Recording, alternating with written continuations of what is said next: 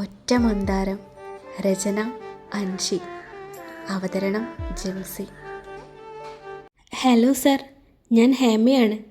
Sir പറഞ്ഞതുപോലെയൊക്കെ ചെയ്തു. ആ കുട്ടി അത് ചെയ്യാമെന്ന് സമ്മതിച്ചിട്ടുമുണ്ട്.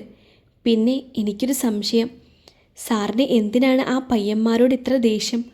അവൾ ചോദിച്ചതും മറുപുറത്തു നിന്നും അട്ടഹാസത്തോടെയുള്ള ചിരി മുഴങ്ങി. സാർ, ഹേമയുടെ ശബ്ദമൊന്ന് വിറച്ചുപോയി. വർഷങ്ങൾ പിന്നോട്ടുള്ള കഥയാണ് ഹേമ. അത് അവന്മാർ ചികഞ്ഞെടുത്താൽ കിട്ടില്ല. എനിക്ക് കാണേണ്ടത് അയാളുടെ തകർച്ചയാണ്. അതിന് ആദ്യം മകനിൽ നിന്നും തുടങ്ങണം. ശേഷം ഓരോന്നോരോന്നായി വേരോടെ പിഴുതെറിയും. അയാളുടെ സംസാരത്തിൽ ഹേമയ്ക്ക് നേരിയ ഭയം തോന്നി. അവൾ ഫോൺ ഓഫാക്കിക്കൊണ്ട് സോഫയിലേക്കിരുന്നു. ആകാശും സണ്ണിയും പോകാനുള്ള തയ്യാറെടുപ്പിലായിരുന്നു. ഇവ ഞങ്ങൾ പോകുകയാണ്. പിന്നെ പെട്ടെന്ന് വീട് മാറിയേക്കരുത്. അത് അമ്മയ്ക്ക് ഇച്ചിരി വിഷമമാകും. അവളൊന്ന് ചിരിക്കാൻ ശ്രമിച്ചു. സണ്ണി, ഒന്ന് ഇങ്ങോട്ട് വാടാ. ആകാശ് വിളിച്ചതും കയ്യിലുള്ള സാധനങ്ങൾ ഇവയെ ഏൽപ്പിച്ചുകൊണ്ട് അവൻ മുകളിലേക്ക് നടന്നു. കയ്യിൽ തന്ന ഫോണിലേക്ക് അവളൊന്ന് നോക്കി. ആകാശിൻ്റെ മനോഹരമായ ഒരു ഫോട്ടോ. ലോക്കില്ലെന്ന് കാണെ അവൾ ആ ഫോൺ തുറന്നു നോക്കി. അതിൽ മഹിയുടെ കുടുംബ ഫോട്ടോയും സണ്ണിയുടെ കുടുംബ ഫോട്ടോയും ഉണ്ടായിരുന്നു. പിന്നെ കുറേ ഡിസൈൻസും ഉണ്ടായിരുന്നു. ആകാശേട്ടാ, ഇതിലെ ഡിസൈൻ ഞാൻ എൻ്റെ നമ്പറിലേക്ക് അയച്ചോട്ടെ? അവൾ താഴേന്ന് വിളിച്ചു ചോദിച്ചു. നീ എന്താന്ന് വെച്ചാൽ ചെയ്യേ, മുകളിൽ നിന്നും അവനും വിളിച്ചു പറഞ്ഞു. അവൾ ആ ഡിസൈൻ എടുത്ത് വാട്സപ്പ് വഴി തൻ്റെ നമ്പറിലേക്ക് അയച്ചിരുന്നു. എന്നാൽ കണ്ണിൽപ്പെട്ട മെസ്സേജ് അവൾ ശ്രദ്ധിച്ചു. അനുവിൻ്റെ നമ്പറിൽ നിന്നുമാണല്ലോ. അവൾ അത് തുറന്നു നോക്കി. അത്യാവശ്യമായി സംസാരിക്കണമെന്ന് മാത്രം. ഇവ സംശയത്തോടെ തിരിച്ച് റിപ്ലൈ അയച്ചിരുന്നു. പെട്ടെന്ന് തന്നെ അടുത്ത മെസ്സേജ് വന്നിരുന്നു. അതിൽ ഹേമയെക്കുറിച്ചും ഇവ തെറ്റുകാരിയല്ലെന്നും അവൾ പറഞ്ഞു. ഇവ എല്ലാം നോക്കിയിരുന്നു. പെട്ടെന്ന് ആകാശും സണ്ണിയും വന്നതും അവൾ ഫോണ് അവർക്ക് നേരെ നീട്ടി. അവൻ നോക്കുമ്പോൾ അനുവിൻ്റെ കുറേ മെസ്സേജുകളാണ്. എല്ലാം അറിഞ്ഞ കാര്യങ്ങൾ. അവൻ ഇവയെ നോക്കി ഒന്ന് കണ്ണടച്ച ശേഷം നെറ്റ് ഓഫ് ചെയ്തുകൊണ്ട് പോകാനായി ഇറങ്ങി. സണ്ണിയും അവന് പിറകെ ഇറങ്ങി. നിക്കടാ പിള്ളേരെ, ഇതും കൂടി കൊണ്ടുപോ, കുറച്ചു പുളിയാ.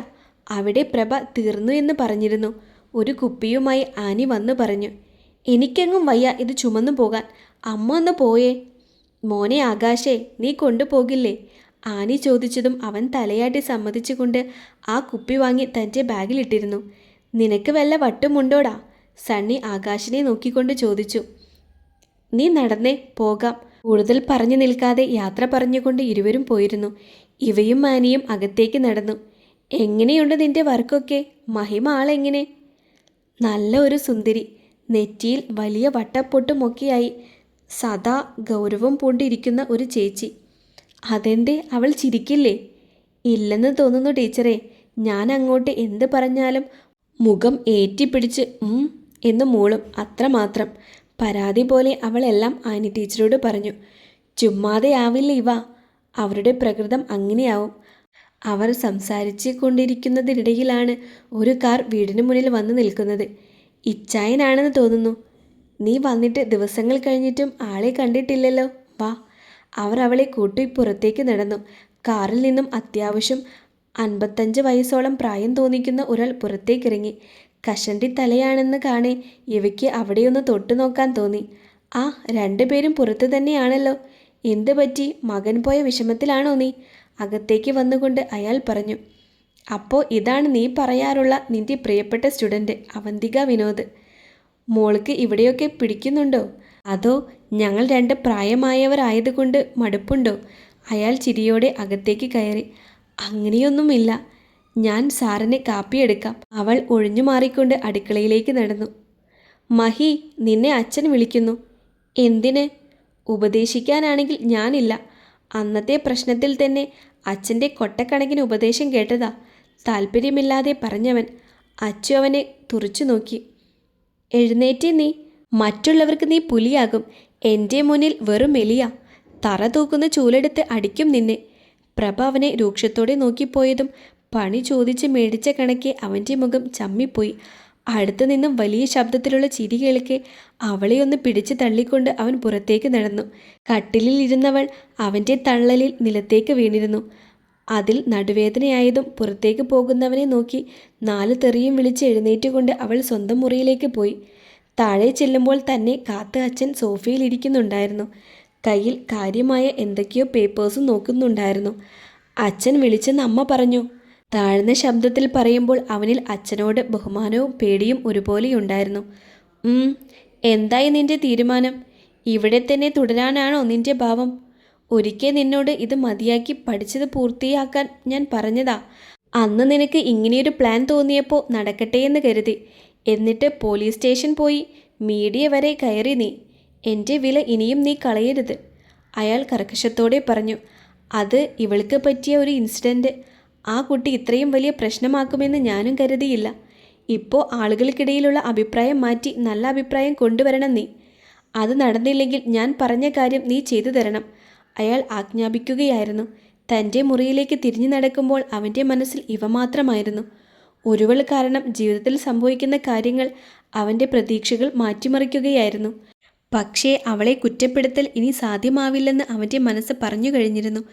ആ പെണ്ണിനോട് എവിടെയോ കുഞ്ഞൊരു ഇഷ്ടം തുടങ്ങിയിരുന്നു. സജീവ് ഡ്രൈവറായിരുന്നില്ലേ? അതെ. ജോലിയൊക്കെ ശരിയായിട്ടുണ്ട്. ഇവിടെ താമസിക്കുന്ന ഒരു മലയാളി ഫാമിലിയുണ്ട്. അവിടെ നടക്കാൻ വയ്യാത്ത ഒരു പയ്യനുണ്ട്. പ്രായം 25 വയസ്സേ ഉള്ളൂ. ആക്സിഡൻ്റ് പറ്റിയതാ. ആ കുട്ടിയെ താൻ നോക്കണം. അത്യാവശ്യം ശമ്പളമുണ്ട്. തനിക്ക് ബുദ്ധിമുട്ടില്ലല്ലോ? ഇല്ല. സ്നേഹത്തോടെ തനിക്ക് വെച്ച് നീട്ടിയ ജീവിതം അവൻ പിടിച്ചു നിർത്തി. ഒരുവളുടെ വേർപാട് നോവിക്കുമ്പോഴും ജീവിതം ഒരു കരയ്ക്കടുപ്പിക്കണമെന്ന് തോന്നി അവന്. ആരുമില്ലാത്തവൻ പണമുണ്ടാക്കിയിട്ട് എന്ത് കാര്യമെന്ന് പലരും ചോദിക്കുന്നുണ്ട്.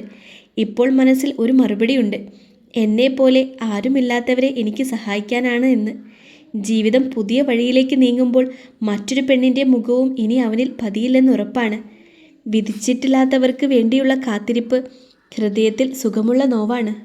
രാവിലെ തന്നെ ആകാശും സണ്ണിയും മഹിയുടെ വീട്ടിലെത്തിയിരുന്നു. നിങ്ങൾ വന്നോ? ഉമ്മറത്ത് പത്രം നോക്കിക്കൊണ്ടിരിക്കുന്ന ശങ്കർ ഗേറ്റ് കടന്ന് വരുന്നവരെ നോക്കി പറഞ്ഞു. ആകാശ് ചിരിച്ചുകൊണ്ട് അയാളുടെ കാൽത്തൊട്ട് വണങ്ങി. അവനെന്തേ അച്ഛാ? ബാഗ് തോളിൽ ഒതുക്കിക്കൊണ്ട് ആകാശ് ചോദിച്ചു. എഴുന്നേറ്റിട്ടില്ല. ഇന്നലെ അവനെ ഞാനങ്ങ് നന്നായി ഉപദേശിച്ചു. അതിൻ്റെ വാശിയൊക്കെ കാണും അവന്. അത് അമ്മയോട് മാത്രമേ കാണിക്കൂ. പ്രഭേ, പോയവരൊക്കെ തിരിച്ചെത്തിയിട്ടുണ്ട്, അയാൾ അകത്തേക്ക് നോക്കി വിളിച്ചു പറഞ്ഞു. ആകാശ് അയാളെ ചിരിയോടെ നോക്കിക്കൊണ്ട് ബാഗുമായി അകത്തേക്ക് നടന്നു. എന്നാൽ പിന്നിലുള്ളവൻ നിന്ന് പരുങ്ങുകയായിരുന്നു. സണ്ണിയെ, നിന്ന് വിയർക്കാതെ കയറിയാട്ടെ, അയാൾ കളിയാക്കിയ പോലെ പറഞ്ഞതും സണ്ണി മുഴുവൻ പല്ലും ഇളിച്ചു കാണിച്ചുകൊണ്ട് അകത്തേക്കോടി. മക്കള് വന്നോ? അകത്തേക്ക് കയറിയ ആകാശിനെയും സണ്ണിയെയും നോക്കി പ്രഭ സ്നേഹത്തോടെ പറഞ്ഞു. ഞങ്ങൾ ഇന്നലെ പുറപ്പെട്ടു. മക്കളിരിക്കെ, ഞാൻ കുടിക്കാനെടുക്കാം. അതും പറഞ്ഞ് തിരിഞ്ഞു നടക്കുന്നവരെ നോക്കി സണ്ണി വിളിച്ചു പറഞ്ഞിരുന്നു. അമ്മേ, വിശക്കുന്നു, കഴിക്കാനെടുക്കണേ. അവർ പോകുന്ന പോക്കിൽ അവനെ നോക്കി ചിരിച്ചു. ഡാ, ആദ്യം മഹിയെ ഉണർത്താം, എന്നിട്ട് ബാക്കിയെല്ലാം. വന്നതേ കഴിക്കാനിരിക്കുന്നത് ശരിയല്ല. നീയൊന്ന് പോടാ. ഞാനില്ല. നീ പോയി വിളിച്ചുണർത്തിയിട്ട് വാ, ഡൈനിങ് ടേബിളിൽ ഇരുന്നു കൊണ്ടവൻ പാത്രമെടുത്ത് മുന്നിൽ വയ്ക്കുന്നതിനിടയിൽ പറഞ്ഞു. ആകാശ് അവനെ കുറിപ്പിച്ചു നോക്കിക്കൊണ്ട് തൻ്റെ ബാഗുമായി മുകളിലേക്ക് നടന്നു. എടാ, എൻ്റെ ബാഗും കൂടി കൊണ്ടുപോകാവോ? നിഷ്കളങ്കമായി പാവം നടിച്ച് ചോദിക്കുന്നവനെ നോക്കി പല്ല് കടിച്ചവൻ സണ്ണിയുടെ ബാഗുകൾ കാലുകൊണ്ട് തൊഴിച്ചു. ഡാ മഹാബാബി, എൻ്റെ പുതിയ ബാഗ്. മുകളിലേക്ക് പോകുന്ന ആകാശിനെ നോക്കി സണ്ണി പിറുപിറുത്തു. മഹിയുടെ റൂമിലേക്ക് ചെല്ലുമ്പോൾ പുതച്ചു മൂടി കിടക്കുകയാണവൻ.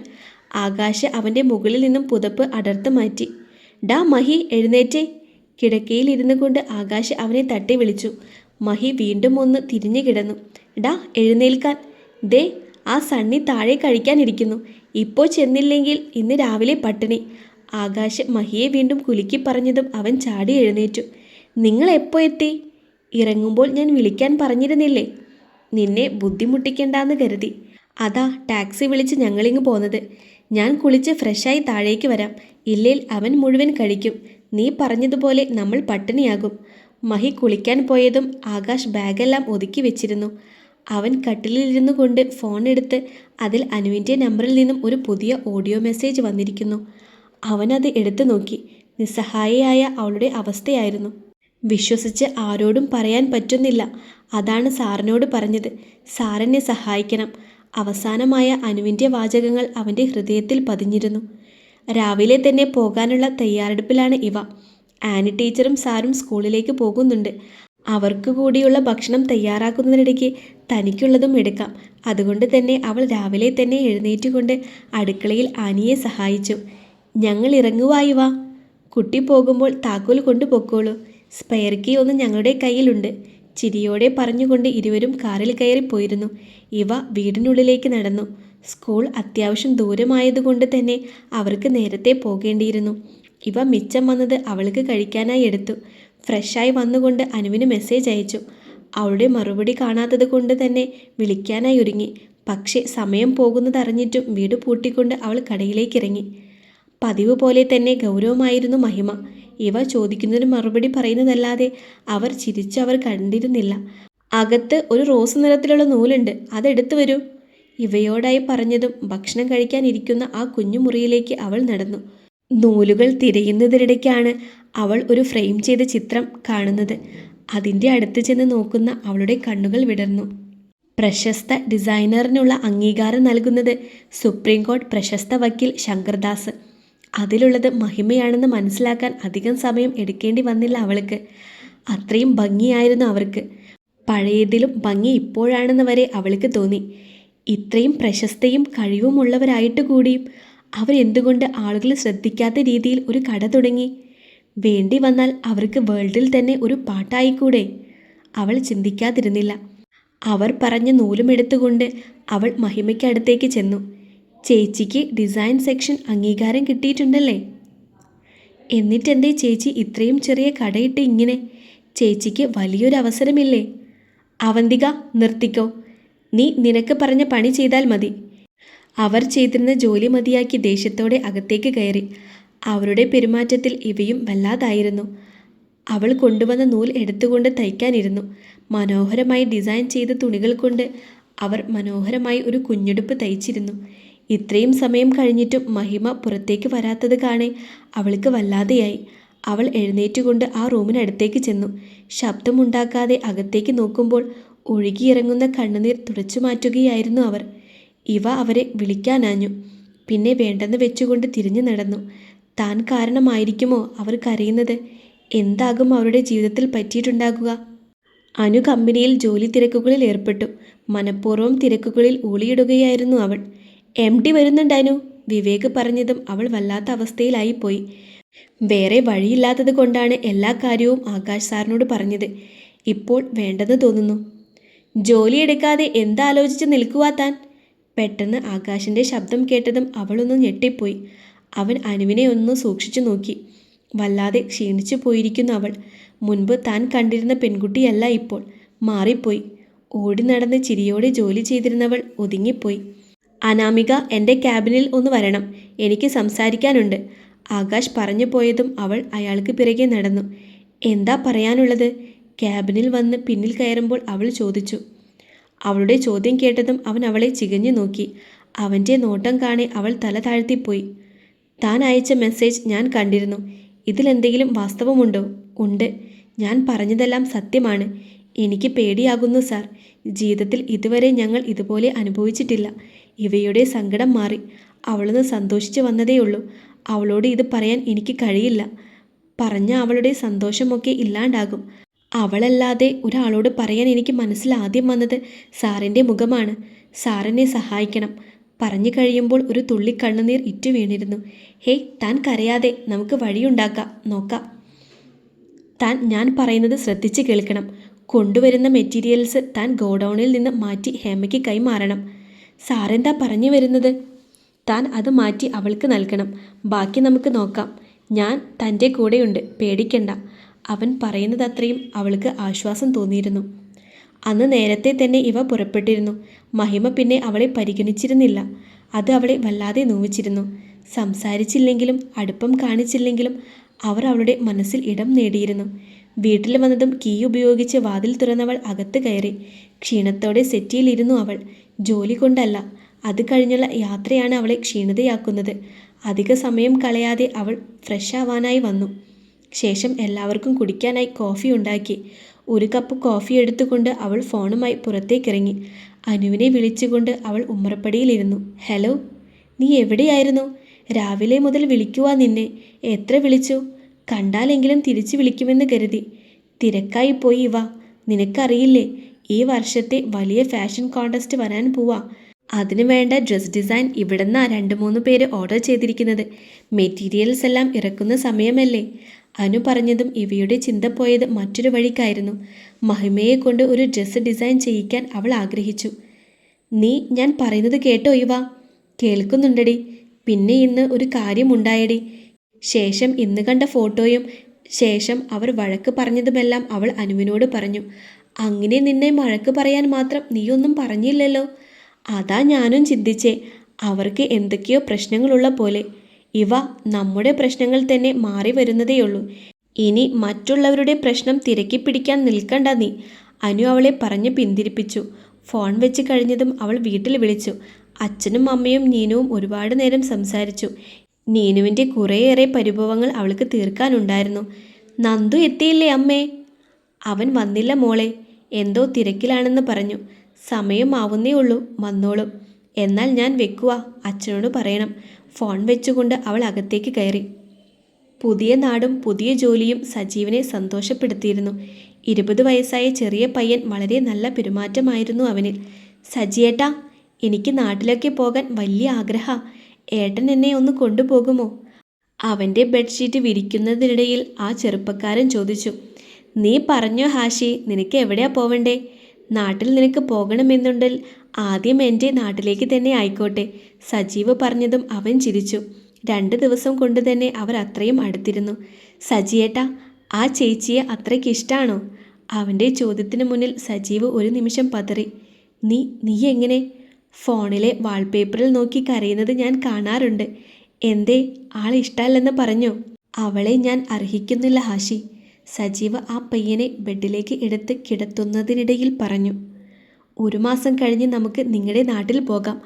ആ ചേച്ചിയെ എനിക്കും കാണണം. സജീവ് ചിരിയോടെ തലയാട്ടി നിലത്ത് പായ വിരിച്ചു. അവൻ്റെ സംസാരങ്ങൾക്ക് സജീവ് മൂളി കൊടുത്തു. അല്പസമയം കഴിഞ്ഞതും കിടന്നവൻ ഉറങ്ങിയെന്ന് മനസ്സിലായി. സജീവ് അവനെക്കുറിച്ചോർത്തു. ഇവിടെ വന്നതും അവൻ തന്നോട് വല്ലാതെ സംസാരിച്ചിരുന്നു. വടക്കോടത്ത് മുഹമ്മദാലിയുടെ മകൻ ഹാഷിം, 18-ാം വയസ്സിലുണ്ടായ ആക്സിഡൻറ്റിൽ തളർന്നു പോയവൻ, നിഷ്കളങ്കൻ. സജീവ് കണ്ണടക്കുമ്പോൾ പതിവ് സ്വപ്നം തന്നെയായിരുന്നു. വധുവായി അമ്പലനടയിൽ നിൽക്കുന്ന ഇവ, പക്ഷേ വരനായി മറ്റൊരുവൻ.